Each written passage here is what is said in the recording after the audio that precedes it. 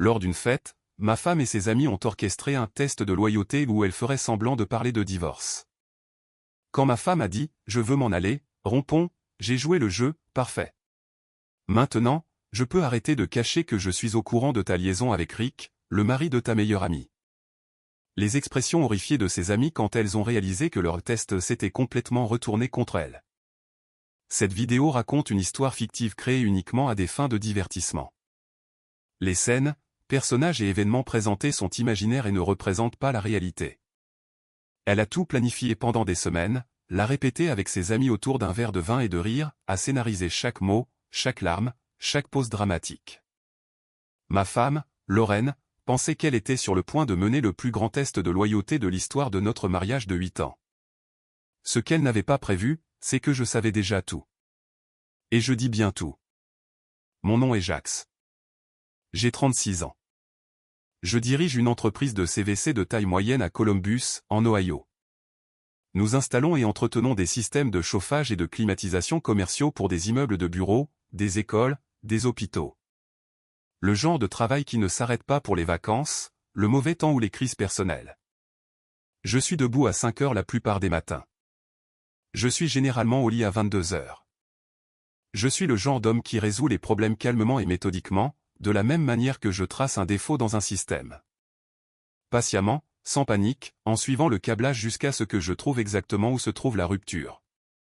Je veux que vous gardiez cette image à l'esprit car lorsque Lorraine a décidé de me tester à la pendaison de crémaillère de Tyler et Cassidy à Westerville un samedi soir d'octobre, elle a fait une erreur de calcul catastrophique. Elle ne savait pas que j'avais déjà trouvé la rupture.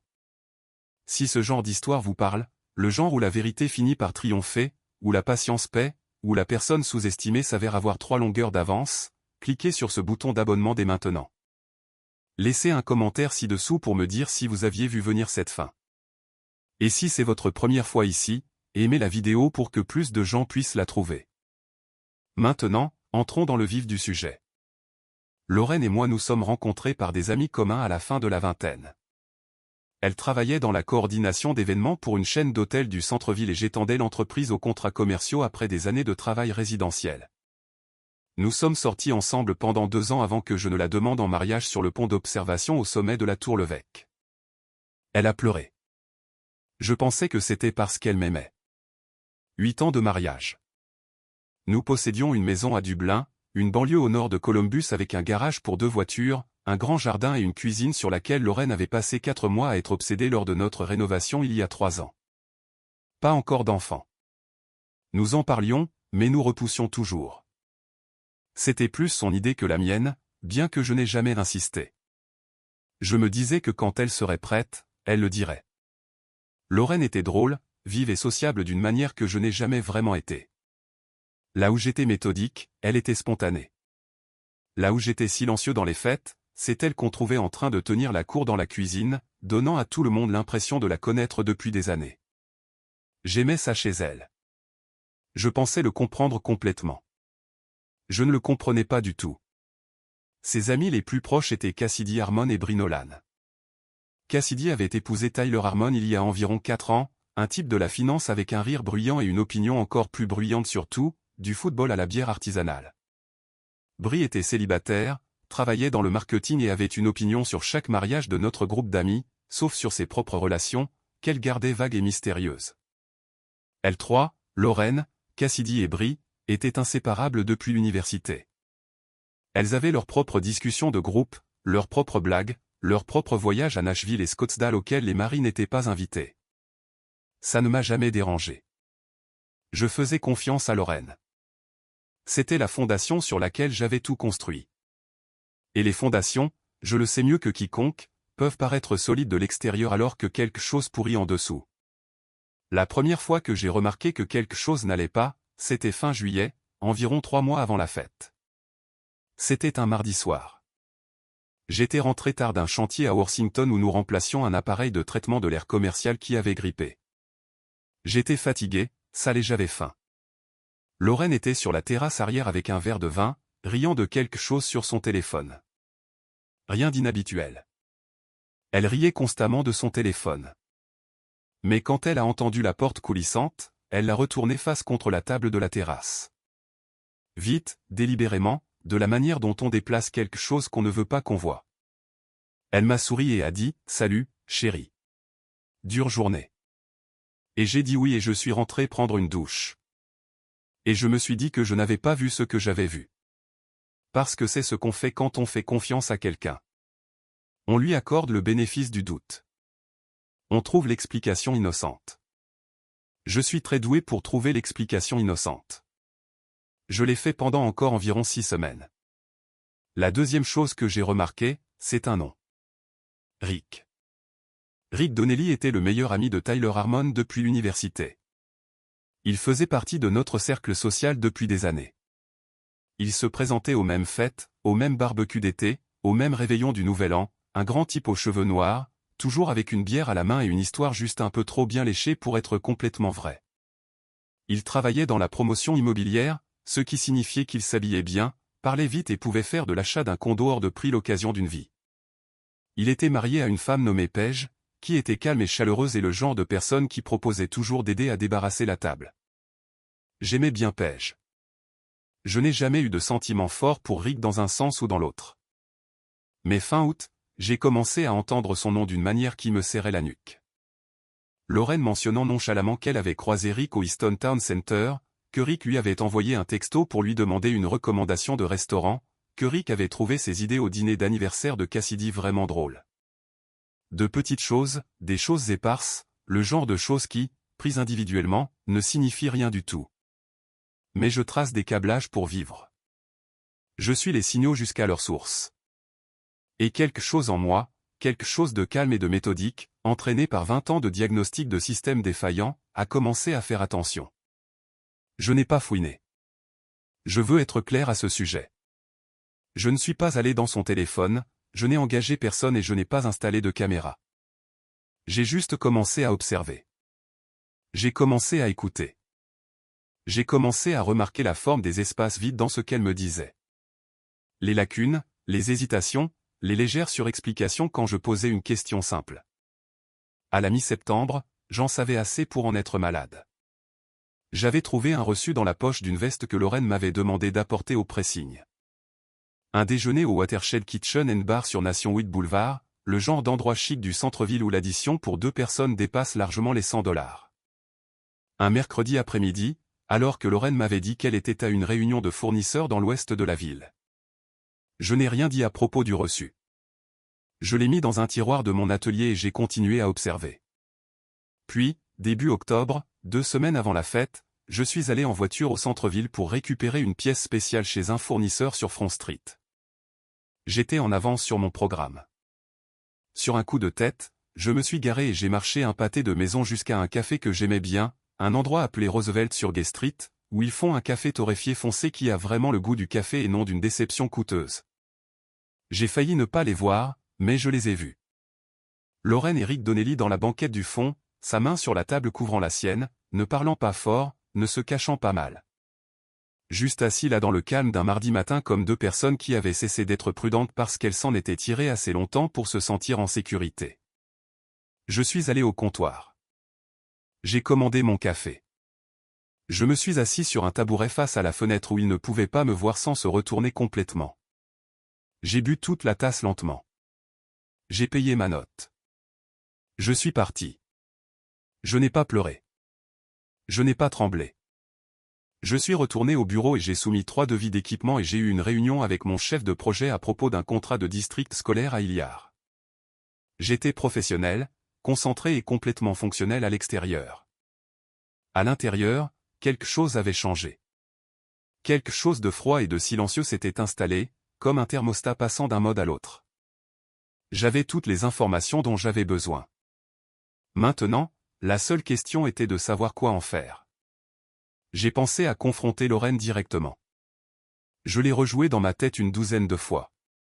J'ai imaginé ses dénégations, ses larmes, ses contre-accusations. J'ai imaginé les avocats, la médiation, la division de la maison que nous avions rénovée ensemble. J'ai tout imaginé. Et puis je l'ai mis sur une étagère au fond de mon esprit et j'ai attendu, parce que quelque chose me disait que le bon moment viendrait. Et j'ai appris dans le travail de CVC et dans la vie que la patience n'est pas la passivité. La patience est stratégique. La patience, c'est attendre que le système soit à pleine charge avant de lancer le diagnostic. Pour voir exactement comment il échoue dans des conditions réelles. J'ai attendu 2 semaines, puis Tyler et Cassidy Harmon ont organisé leur pendaison de crémaillère dans leur nouvelle maison à Westerville. Laissez-moi vous parler de cette nuit, car c'était un samedi qui a commencé comme une centaine d'autres samedis dans notre cercle social. Lorraine passant 2 heures à se préparer, moi enfilant une chemise et mes bonnes bottes, nous deux roulant vers le nord sur la 270 pendant qu'elle me disait qui serait là et ce que Cassidy avait fait avec la nouvelle cuisine. La maison était belle. Une construction plus récente dans un lotissement près de Schrock Road, le genre de quartier où chaque pelouse est exactement la même, de la meilleure façon possible. Tyler faisait griller quelque chose sur la terrasse arrière quand nous sommes arrivés. Cassidy nous a accueillis à la porte avec du prosecco et l'énergie d'une femme qui avait attendu toute la semaine pour montrer à quelqu'un son nouveau dosseret. Rick et Paige étaient déjà là. Je les ai vus dès que nous sommes entrés dans le salon. Paige était assise sur le bord du canapé en train de parler à une femme que je ne reconnaissais pas. Rick était debout près de la table des boissons, et quand Lorraine est entrée, je l'ai regardé ne pas la regarder de cette manière délibérée particulière que les gens ont de détourner le regard de quelqu'un dont ils sont très conscients. Je lui ai serré la main et j'ai dit que j'étais content de le voir. Il a dit la même chose. Sa poignée de main était légèrement trop ferme, comme celle des hommes qui compensent quelque chose. La soirée s'est déroulée comme ces soirées se déroulent. Boissons, nourriture et conversation qui passaient d'un sujet à l'autre sans s'attarder sur ce qui comptait. Tyler a fait un discours sur la maison. Cassidy a pleuré un peu et s'est excusé d'avoir pleuré. Le gamin de quelqu'un d'à côté est entré à la recherche d'un chien qui n'appartenait à personne à la fête. Il y avait une playlist qui tournait sur un haut-parleur Bluetooth et qui essayait d'être ambiante, mais qui finissait par être un peu triste. J'en étais à ma 2e bière quand j'ai senti le changement dans la pièce. C'était subtil, le genre de choses qu'on manquerait si on ne faisait pas attention, mais je faisais attention. J'avais fait attention toute la nuit. Brie a dit quelque chose à Cassidy dans l'embrasure de la porte de la cuisine. Trop bas pour entendre, et Cassidy a hoché la tête.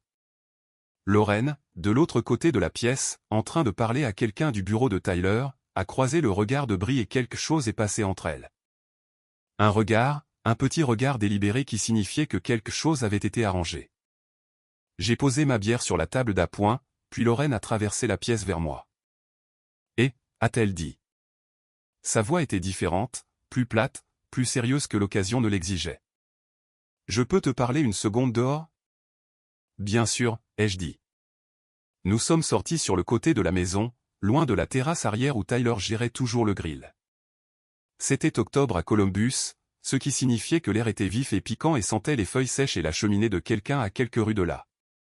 Lorraine s'est tournée pour me faire face. Et puis elle l'a dit. Jax, j'ai beaucoup réfléchi ces derniers temps à nous, à ce que je veux, et je pense que je veux m'en aller. Je pense que je veux divorcer. Elle était douée. Je dois lui accorder ça. Son menton était relevé. Ses yeux avaient cette brillance particulière des larmes retenues, et sa voix avait juste assez de tremblement pour que tout cela semble réel. Comme une femme qui avait enfin trouvé le courage de dire une dure vérité. Je l'ai regardée pendant un long moment. Derrière nous, à travers le mur de la maison, je pouvais entendre des rires étouffés. Probablement ceux de Cassidy, peut-être de Brie. J'ai dit, d'accord. Lorraine a cligné des yeux. D'accord. D'accord, ai-je répété, si c'est ce que tu veux. Elle ne s'attendait pas à ça. Dans toutes les versions qu'elle avait répétées, j'étais censé argumenter, plaider, lui demander ce que j'avais fait de mal, peut-être devenir émotif, m'énerver. C'aurait été le but, de voir comment je réagirais sous la pression, de tester si je me battrais pour le mariage ou si je plierais. Mais je ne me suis pas battu et je n'ai pas plié. J'ai juste été d'accord. Et cela a complètement chamboulé le script. Tu ne vas même pas me demander pourquoi, a-t-elle dit. Sa voix avait légèrement changé, moins répétée maintenant, plus sincèrement décontenancée. J'ai une assez bonne idée de pourquoi, ai-je dit. Et à ce moment-là, la porte latérale de la maison s'est ouverte. Cassidy et Brie sont sortis. Elles essayaient d'avoir l'air décontractées, comme si elles étaient juste sorties prendre l'air, mais elles se sont positionnées à quelques mètres de distance avec la mise en scène soignée de personnes qui avaient prévu où se tenir. Le public de Lorraine, son soutien, Les témoins qui étaient censés voir sa courageuse confrontation et ma réponse dévastée. Au lieu de cela, elles sont tombées sur quelque chose qu'aucune d'entre elles n'avait écrit dans le script. Parce que j'ai regardé ma femme devant ses deux meilleurs amis, dans l'air froid d'octobre, sur le côté d'une maison à Westerville, et j'ai dit, honnêtement, Lorraine, ce timing est parfait, parce que maintenant je n'ai plus à faire semblant de ne pas savoir pour Rick. Le silence qui a suivi a été la chose la plus assourdissante que j'ai jamais entendue. Le visage de Lorraine est devenu absolument blanc. Pas pâle, blanc, de la couleur d'une cloison sèche. Sa bouche s'est ouverte et rien n'en est sorti. J'ai gardé ma voix calme et posée, comme je la garde quand j'explique une défaillance complexe du système à un gestionnaire d'immeuble qui ne veut pas entendre de mauvaises nouvelles. Claire, factuelle, complètement stable. Le café Roosevelt il y a 2 semaines, un mardi matin. Tu m'as dit que tu avais une réunion de fournisseurs à Upper Arlington. Tu étais dans une banquette d'angle sur Gay Street avec ta main sur celle de Rick Donnelly. Ce n'est qu'un exemple. Tu en veux d'autres? Brie a fait un bruit, un petit bruit involontaire, comme l'air qui s'échappe de quelque chose. La main de Cassidy était montée à sa bouche. Elle regardait Lorraine comme on regarde quelqu'un quand on se rend compte qu'on a défendu une version d'elle qui n'était pas réelle. Et Lorraine était toujours blanche, toujours silencieuse. Mais quelque chose dans son expression s'était fissuré. La performance complètement disparue maintenant, remplacée par quelque chose de plus brut et de plus effrayé. Elle ressemblait à quelqu'un qui avait déclenché une alarme incendie pour une blague et avait regardé tout le bâtiment prendre feu. Le déjeuner chez Watershed, ai-je continué. La poche de la veste, 2e mercredi de septembre. Tu m'as dit que tu étais dans l'ouest de la ville. Jax. Je ne suis pas en colère, ai-je dit. Et je le pensais. La colère avait été là il y a des semaines, dans la voiture en revenant de Front Street après ce café. Je l'avais ressenti pleinement, puis je l'avais laissé faire ce qu'elle devait faire, puis je l'avais mise quelque part où elle ne pouvait pas me contrôler. Je ne joue pas la comédie en ce moment comme tu le faisais tout à l'heure. Ce n'est pas un test. C'est la vérité. J'ai regardé au-delà d'elle vers Cassidy et Brie. Je ne sais pas ce que vous saviez toutes les deux, ai-je dit. Mais je pense que vous devriez probablement savoir que Paige, la femme de Rick, est à l'intérieur en ce moment en train de parler à quelqu'un sur le canapé et qu'elle n'a aucune idée de tout ça. Et vous devez toutes les deux décider quel genre de personne vous êtes. Puis je suis rentré. Je veux vous dire ce qui s'est passé dans l'heure qui a suivi, car cela ne s'est pas déroulé comme vous pourriez vous y attendre. Je suis retourné à la table des boissons et je me suis servi un verre d'eau. Tyler, qui n'avait aucune idée de ce qui se passait, est venu et a commencé à me parler du nouveau système d'irrigation qu'il prévoyait pour le jardin. J'ai écouté. J'ai posé une question de suivi raisonnable. Nous avons parlé pendant 10 minutes de drainage et de compactage du sol dans le centre de l'Ohio. Je percevais, du coin de l'œil, Lorraine qui rentrait, Cassidy la suivant, la conversation urgente à voix basse qu'elles avaient près du couloir menant à la buanderie, Brie me jetant un regard avec une expression que je n'avais jamais vue sur son visage auparavant, quelque chose de proche de la honte. J'étais conscient de la présence de Rick Donnelly de l'autre côté de la pièce, qui ne savait pas encore que toute sa vie venait de basculer sur son axe. Paige était toujours sur le canapé. Elle riait de quelque chose. Elle n'avait aucune idée. J'ai posé mon verre d'eau et j'ai traversé la pièce vers elle. Paige, ai-je dit en m'asseyant sur la chaise en face d'elle. J'ai besoin de te parler en privé de quelque chose et je suis désolé d'avance parce que ça va être difficile à entendre, mais tu mérites de savoir. Elle a lu sur mon visage et a cessé de rire. Nous sommes allés à l'avant de la maison, dans le petit salon près de l'entrée que Cassidy utilisait comme bureau à domicile. J'ai fermé la porte et j'ai dit à Paige Donnelly ce que je savais, calmement, clairement et sans fioriture. Je lui ai parlé du café. Je lui ai parlé des preuves que j'avais recueillies. Je lui ai dit que je n'essayais pas de faire exploser son monde, mais que j'avais passé des semaines à la regarder à ses événements sociaux, chaleureuse, authentique et complètement inconsciente. Et que je ne pouvais pas continuer à faire semblant que tout allait bien alors qu'elle était la seule personne dans la pièce qui n'avait pas les informations qu'elle méritait d'avoir. Elle n'a pas pleuré immédiatement. Elle est devenue très immobile, de la manière dont les gens deviennent immobiles quand quelque chose d'énorme s'est produit et que leur corps essaie de comprendre comment le supporter. Elle m'a posé 2 questions. Des questions spécifiques, prudentes, et j'ai répondu aux 2 honnêtement. Puis elle a dit doucement, je pense que je savais que quelque chose n'allait pas depuis un moment. Je ne me suis juste pas permis de regarder. Je connais ce sentiment, ai-je dit. Elle a hoché la tête. Puis elle s'est levée, a lissé sa chemise avec ses deux mains et a dit, je dois aller trouver mon mari. Je sais, ai-je dit. Je suis désolé. Ne sois pas désolé, a dit Paige. Tu es le seul qui a été honnête avec moi ce soir. Ce qui s'est passé dans ce salon quand Paige a trouvé Rick n'est pas quelque chose dont j'ai été témoin directement. Je suis resté dans le bureau à domicile pendant quelques minutes pour lui laisser de l'espace. Et puis j'ai entendu des voix s'élever de l'autre pièce. Sa voix, confuse et défensive, puis la sienne, calme et contrôlée, d'une manière qui est en quelque sorte plus dévastatrice que les cris. Au moment où je suis retourné dans la partie principale de la maison, Rick et Paige partaient. Il avait sa veste à la main et disait quelque chose à Tyler d'une voix basse et précipitée sur le fait qu'il devait partir. Tyler avait l'air déconcerté. Rick ne m'a pas regardé.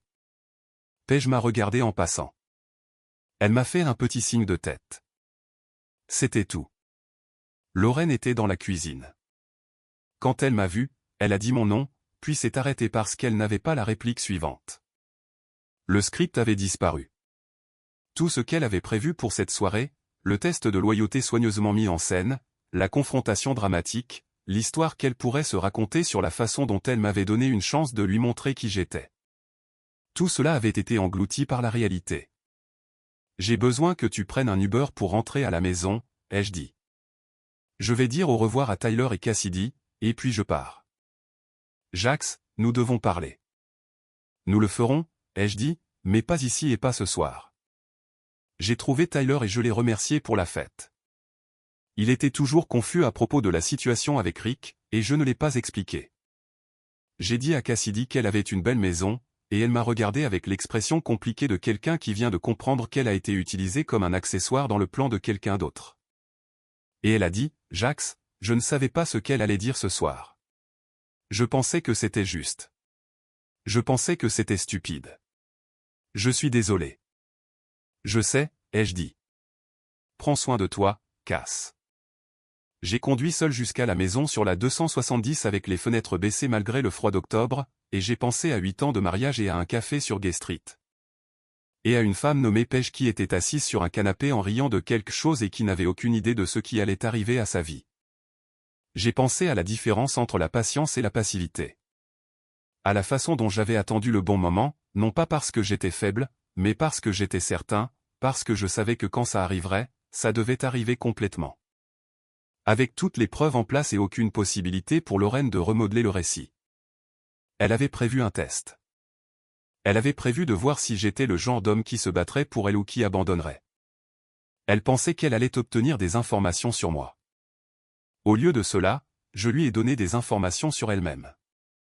La conversation a eu lieu le lendemain matin à notre table de cuisine avec 2 tasses de café qui ont toutes les deux refroidi pendant que nous parlions. Lorraine est rentrée tard cette nuit-là. Je l'ai entendue entrer, mais j'étais déjà au lit et j'y suis resté. Le matin, j'étais debout à 5 heures comme toujours. Et quand elle est descendue à 8 heures, j'avais 2 tasses prêtes et j'étais assis à table. Elle s'est assise en face de moi. Elle avait l'air de ne pas avoir dormi. Elle a dit qu'elle était désolée. Elle a dit que ça ne durait que depuis 3 mois. Elle a dit que Rick ne signifiait rien. Que c'était une erreur. Qu'elle essayait de trouver un moyen d'y mettre fin. Que le test de loyauté n'était pas destiné à être cruel. Qu'elle avait été sincèrement confuse quant à ses sentiments et qu'elle voulait voir comment je réagirais au stress dans le mariage avant de décider quoi faire. Je l'ai laissé finir. Je ne l'ai pas interrompu. J'ai tout écouté.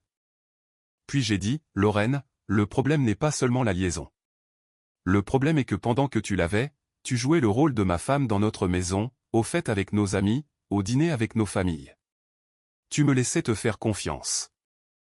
Et puis tu as planifié un test public pour m'évaluer comme si j'étais la variable, comme si la question était de savoir si j'étais assez bien, alors que la vraie variable était de savoir si tu étais assez honnête pour avoir une conversation réelle avec moi. Elle s'est mise à pleurer. Je ne dis pas ça pour te blesser, ai-je dit. Je le dis parce que j'ai besoin que tu comprennes pourquoi j'ai fait ce que j'ai fait hier soir. Je ne t'ai pas exposé pour t'embarrasser. Je l'ai fait parce que j'avais passé des semaines à regarder Paige Donnelly rire au fait sans connaître la vérité, et je ne pouvais pas continuer à faire partie de ce silence. Et je l'ai fait parce que j'en avais assez d'attendre que tu m'en parles toi-même. Elle a demandé s'il y avait une chance de sauver le mariage. Je lui ai dit que je ne savais pas, que j'avais besoin de temps pour réfléchir et qu'elle devait être honnête avec elle-même pour savoir si ce qu'elle voulait, c'était moi ou juste la sécurité de ce que nous avions construit. Que c'était deux choses différentes et qu'elle les avait confondues pendant des mois. J'ai appelé mon avocat cette semaine-là, non pas pour déposer une demande immédiatement, juste pour comprendre mes options, pour savoir où j'en étais, parce que c'est comme ça que je fonctionne. Je rassemble des informations. Je comprends le système avant d'intervenir. Lorraine et moi avons eu 6 semaines de conversations qui ont été plus difficiles que tout ce que j'avais fait dans ma vie d'adulte. Il y a eu des nuits où je pensais que nous pourrions peut-être nous en sortir et des matins où j'étais absolument certain que nous ne le pouvions pas. Elle a commencé à voir un thérapeute, ce que j'ai respecté. Elle a été honnête pendant ces semaines d'une manière qu'elle n'avait pas été depuis longtemps, peut-être depuis des années. Finalement, nous n'avons pas sauvé le mariage.